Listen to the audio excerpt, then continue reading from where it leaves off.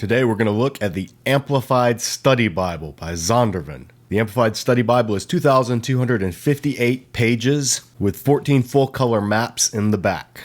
Now this comes in a dust jacket, which, thanks to some not-so-careful handling by someone, unnamed company, this dust jacket was ripped. So I'm going to take it off. If you look real close, you can see where I scotch taped it back up.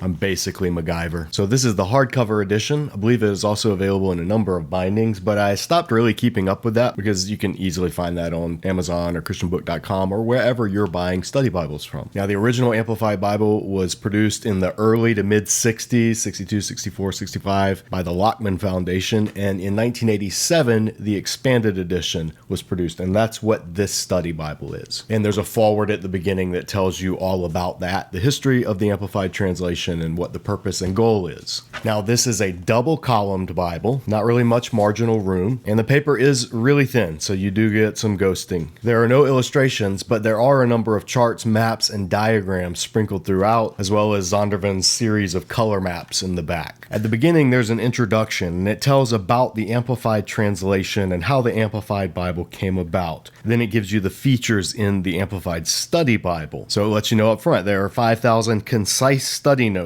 that provide helpful, practical, application-oriented comments on passages in Scripture. And concise is right. The study notes don't take up a lot of the page. I mean, this is it. This is it. After the introduction, there's an explanation of the format. And this is needed because the Amplified translation uses a lot of text indicators. You see parentheses in bold, you see brackets in bold, italicized conjunctions, italicized words. And it also clues you in on the fact that each verse in the Amplified Study Bible is its own paragraph. There's a paragraph break literally after every verse. And so sometimes you miss the section, the importance literarily of the paragraphing. However, they do let you know that paragraphs are indicated by the verse number or the chapter number being in bold, so that if you want to read according to the paragraphs, you're able to locate them. However, it's kind of hard to tell which are bold and which are normal because they're so small. And so the ones that are bold, they aren't really that bold. They've also done something that I am not completely able to understand. At the end of verses, they've put references to other verses, somewhat like a cross-referencing system, but they put them in brackets at the end of a verse. But at the bottom of the page, there are also cross-references. So I'm not sure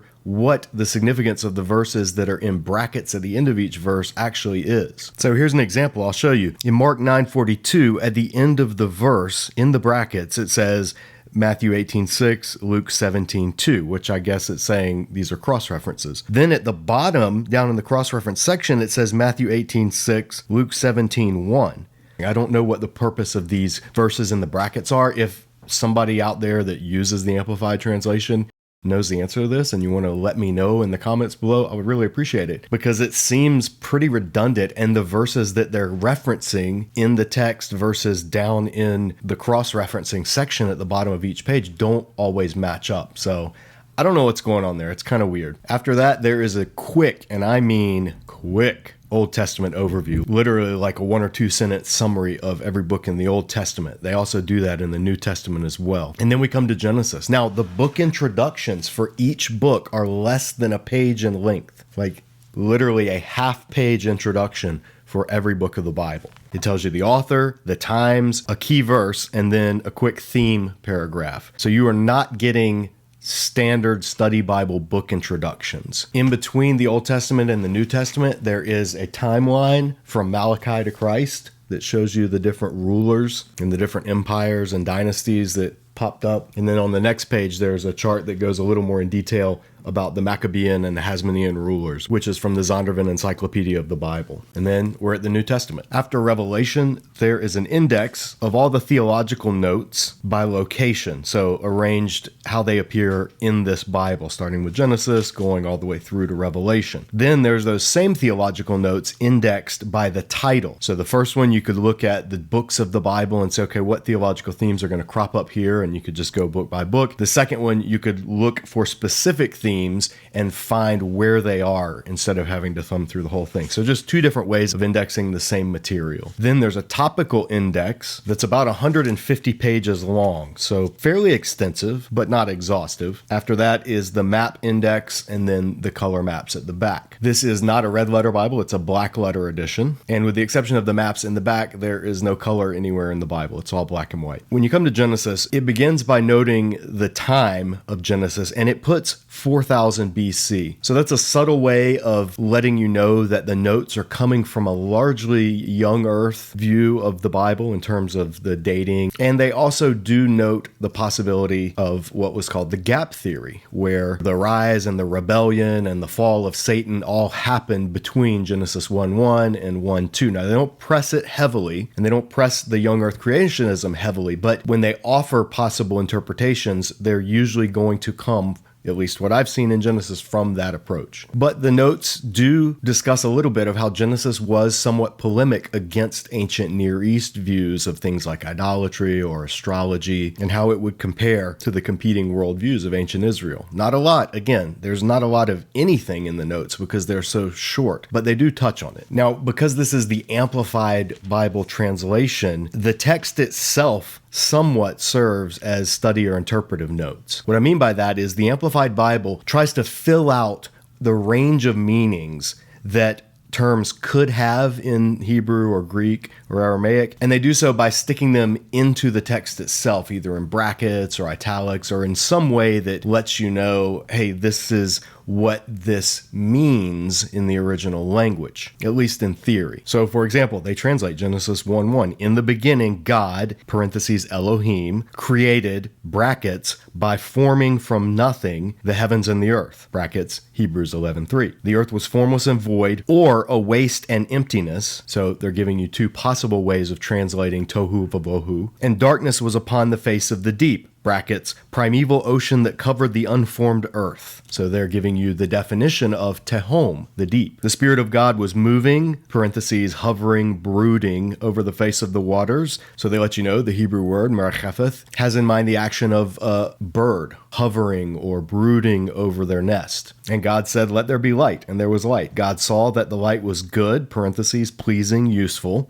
and he affirmed and sustained it. So God saw the light, that it was good, ki tov. They have expanded that to let you know that it could mean anything from pleasing or useful, and that it also is God's way of affirming and sustaining it. I'm not exactly sure where they're getting that from, except for maybe later verses in the Bible that talk about God sustaining things, but that's going beyond translating. You've definitely moved into interpretation, almost even paraphrase territory at that point. Or again, when we come to Genesis 3:15, the famous proto-evangelion, and I will put enmity, parentheses, open hostility, between you and the woman, and between your seed, parentheses, offspring, and her seed. He shall, bracket, fatally bruise your head, and you shall, bracket, only bruise his heel. And then a reference to Galatians 4, where Jesus is the seed. And then after Cain kills Abel and God judges him and sends him out, God says in Genesis 4:12, when you cultivate the ground, it shall no longer yield its strength, bracket, it will resist producing good crops for you.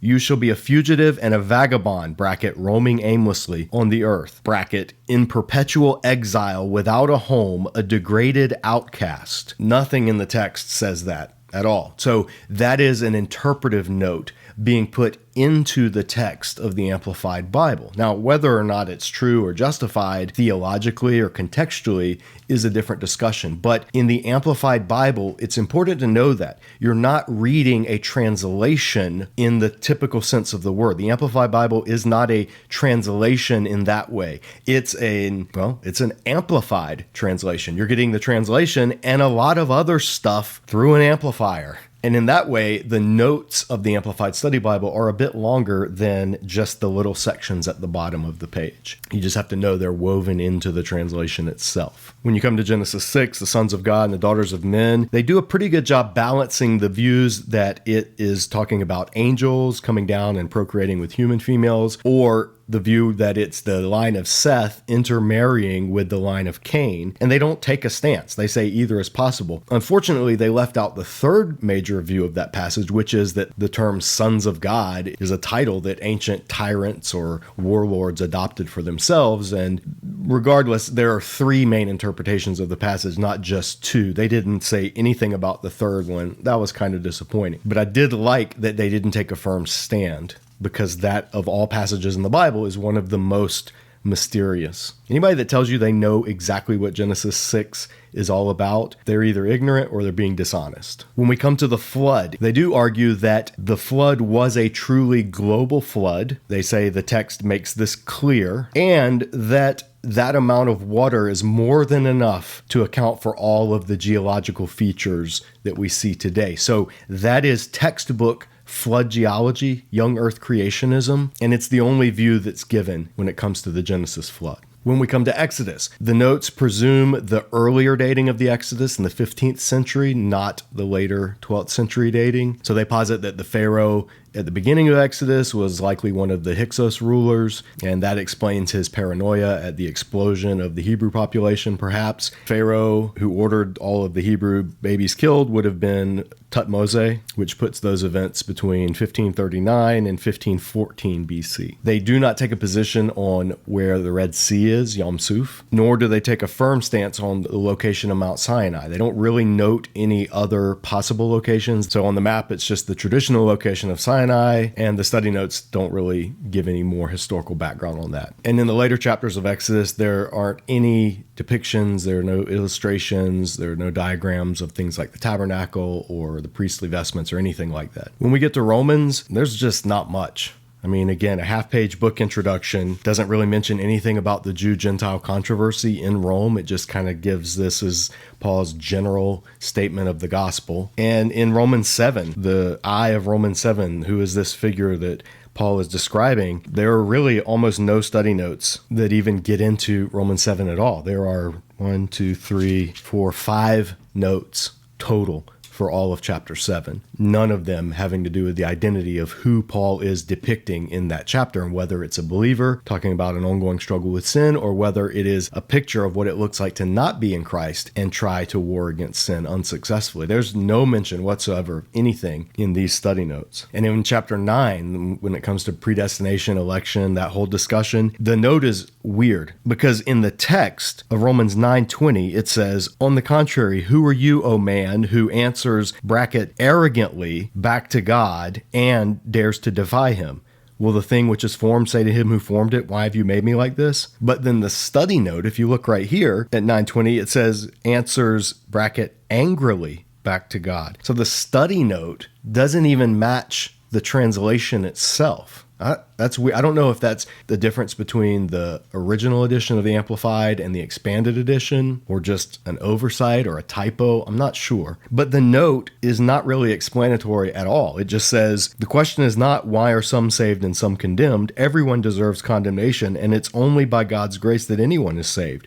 We can be sure that whatever God does, it will be righteous, and there is a bigger picture than we can understand from our finite point of view. The only real question is, how can I be saved? I mean, that's just a pretty trite answer to what is a very serious question that even the text itself is raising. So I found that note very dismissive, almost condescending, and not helpful in understanding what Paul is wrestling with in this chapter in any real way. It's kind of like what a Calvinist Sunday school teacher would tell some kid if they didn't want to explain it to him. And then in chapter 11, about all Israel, there's just one quick note that says all Israel does not mean that every individual in the nation will turn to the Lord. It means that the nation as a whole will be saved, just as the nation as a whole, but not every individual in it is now rejecting the Lord. So Romans 9 through 11 is one of the most theologically dense chapters in the entire New Testament. And this is the study notes section on those pages. So when I say it's sparse, I'm not exaggerating. Lastly, we come to Revelation. The study notes are operating that Revelation was written in the mid-90s AD, and they do give a helpful caveat at the beginning of the book. They say it's safe to say that no book in the Bible has generated more theories of interpretation over the last 2 millennia. In this context, probably one of the best approaches to interpreting and understanding Revelation is to concentrate on the major themes, such as worship.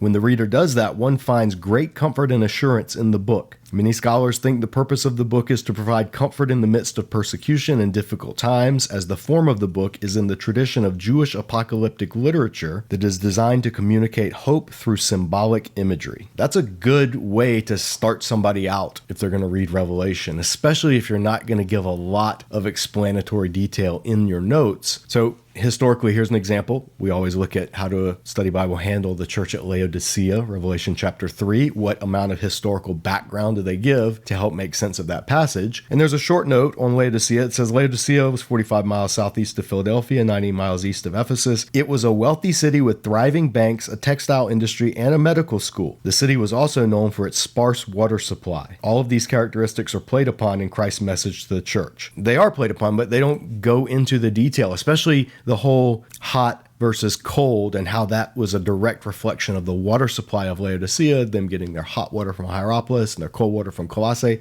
So they mention that there's something going on there, but they don't give any background that would help you actually see what specifically is being talked about. And then they take a broadly futurist reading. For instance, in the 666 passage, the note says, "No one knows exactly what this means. It is the number of the beast and the number of a man, so the beast is merely a man, not a god. We can be sure that this man's number will someday be understood in relation to the number 666, and that when the people who are living at the time of the fulfillment of the prophecies in this book need to understand this clearly, the Lord will make it plain.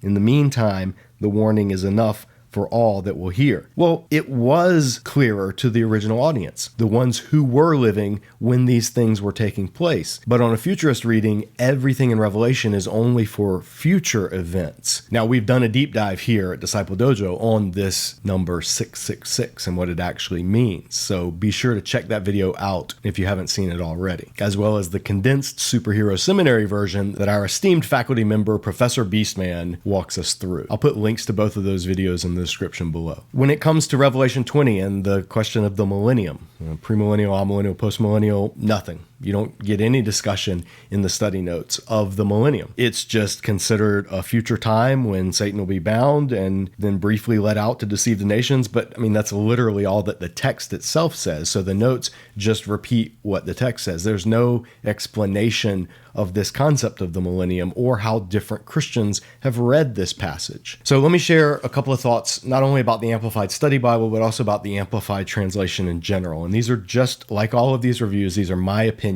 Would I recommend the Amplified Study Bible as a study Bible? No, I wouldn't. I wouldn't recommend it as a primary study Bible. I really wouldn't even recommend it as a shelf resource. There's just nothing in it that's not in pretty much any other study Bible on the market. I mean, even the charts and the maps and the illustrations, you can find those in almost every other study Bible that Zondervan publishes. So the only reason to buy this study Bible would be because you really like the Amplified translation. The Amplified translation is something that, in theory, sounds pretty cool. Every translation wrestles with, how do I present the text on that literal word for word versus paraphrastic thought for thought spectrum. So all translators, anybody that's done any Bible translation, you have come across passages where you genuinely know this can be translated in numerous ways into English or whatever language you're translating in. And you have to decide, how am I going to translate this? And the teacher in me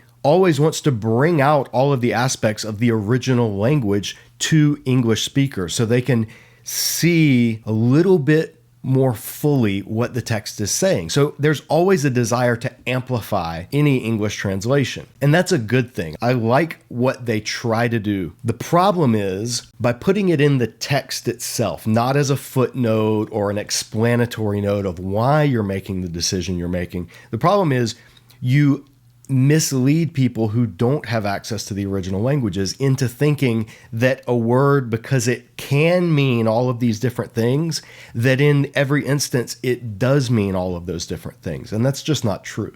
You blur the line between interpretation and translation, and you do so in a way that can lead people who don't know the languages into thinking that they know a little more about the text than they actually know. In other words, you can give people a wrong impression of the text. When I finished my first semester of Greek, we took our final, we got our grades, and the professor said at the end of the first semester to mostly first-year seminarians, he said, "Congratulations, you now know enough Greek to successfully start your own cult. And what he meant by that was if you know just a little bit of the original languages, but you're not truly competent in the languages, you can easily commit all kinds of linguistic fallacies. In fact, here on Disciple Dojo channel, we have a whole superhero seminary video about this concept that our Professor He-Man teaches. Knowing a little bit of something can sometimes be dangerous. And that's my concern with the Amplified translation. I'm all about equipping people. I mean, you know, here at Disciple Dojo, we are all about equip, engage, empower. That's what we do.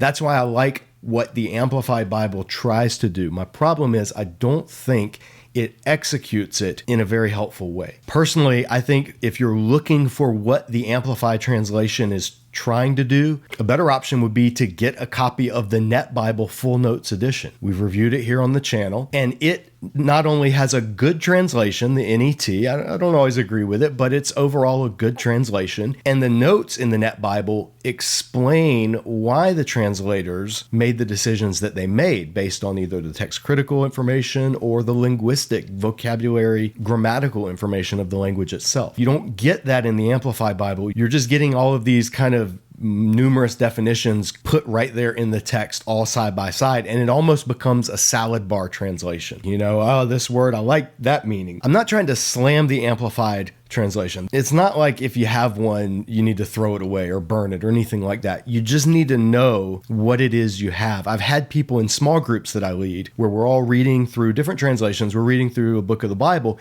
and the person who is asked to read out loud, they read from the Amplified Bible, and all of a sudden we're all like, wait, this verse is like 5 times longer than what's written in our Bibles. There's so much added to the Amplified Bible in a desire for you to be able to hear the original meaning of the text. Sometimes the text itself actually gets drowned out. So those are my thoughts. I don't recommend it as a study Bible. The fact that you can find the Amplified Bible anywhere online, Bible Hub or Bible Gateway or YouVersion, any Bible app, you can get the Amplified Bible for free pretty much anywhere. So I don't really see a need to have an Amplified study Bible. And there's nothing in the actual study notes themselves to me that you can't get from many other better study Bibles on the market. You know, it's not like the Passion Translation or the Dake Study Bible or some of these others that I would actively tell people, hey, just avoid that. But it's not something that I would ever really encourage anybody to get or use. Those are my thoughts. Some of you probably grew up with the Amplified Bible and you love it and it's your favorite, and feel free to light me up in the comments below if that's how you feel. So that's it. Thanks for watching, and we'll see you back here for another study Bible review at Disciple Dojo. Take care.